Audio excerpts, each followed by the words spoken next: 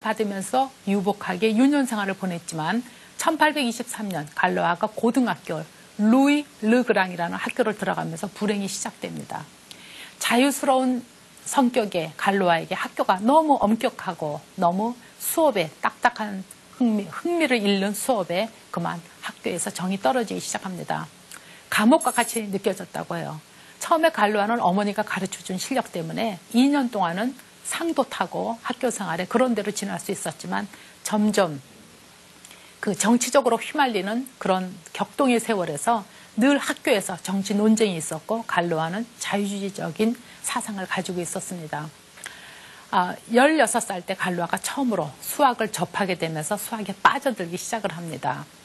수학 교사는 창의적이고 아주 독자적이면서 그 집념이 강한 그 아이로 갈로아를 평가하고 있어요. 그 반면에 다른 교사들은 갈로아를 혹독하게 평가했습니다. 갈로아가 이 학교를 나오면서 이제 그 프랑스에서 가장 수학과 과학의 영재들이 모이는 에콜 폴리테크니크라고 하는 학교에 응시를 합니다. 이 천재 갈로아가 그 학교에서 그만 시험에 떨어지고 말아요. 왜 떨어졌냐면 너무 수학을 간단하게 답을 썼기 때문에 자세한 풀이를 꼼꼼하게 쓰지 않았기 때문에 떨어지고 맙니다. 다시 고등학교로 돌아와서 이제는 선생님들의 강의를 듣지 않고 혼자 열심히 독자적으로 연구를 해요.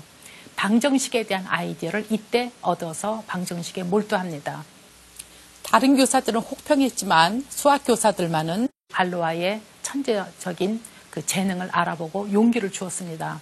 격려하고 지지해 주었습니다. 그의 처음 논문은 연분수라고 해요. 연분수. 연분수라는 것을 다시 한번 잠깐 살펴보죠. 연분수라고 하는 것은 분자가 1이면서 분모는 똑같은 것들이 계속 한없이 반복되는 분수입니다. 예를 들어서 우리가 황금 비율 2분의 1 플러스 루트 5라는 거 아시죠? 그 2분의 1 플러스 루트 5를 연분수로 표시하면 1 플러스 분수를 쓰는데 분자는 1이고 분모는 1 플러스 똑같은 것이 계속 반복되는 분수입니다. 이 연분수에 대해서 논문을 썼어요. 그리고 갈로아가 쓴 처음 논문을 프랑스 과학 아카데미에 보냈는데 그 당시 간사가 코시였어요. 코시도 물론 수학사에서 유명한 학자입니다. 근데 이 코시가 논문을 잃어버렸어요.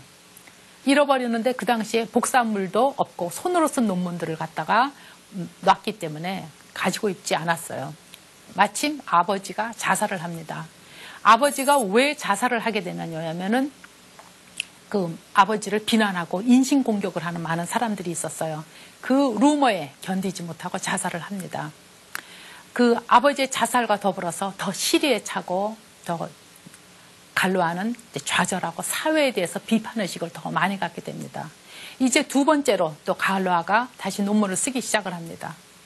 두 번째 논문은 또 프랑스 과학 아카데미에 제출을 했는데 간사가 퓨리에였어요. 근데 그 퓨리에조차 또 심사를 다 한 다음에 심사를 제대로 보고서를 내기 전에 퓨리에가 그만 죽고 맙니다. 갈로아의 논문은 또 없어져요. 갈로아는 이제 다시 또 시리에 차죠. 그런데 그때 그 프랑스 아카데미의 상을 받은 아벨과 야코비가 받았는데 아벨의 논문이 자기의 논문과 부분적으로 유사한 것이었어요.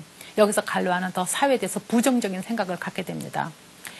갈로아가 이제 더 그 사회에서 그 도피하는 생각을 갖게 되는 것들은 1830년에 그 프랑스의 왕이 샤를 10세가 외국으로 도피하면서 그 파리 시가에는 폭동이 일어나고 아주 정치적으로 어려운 시기였습니다.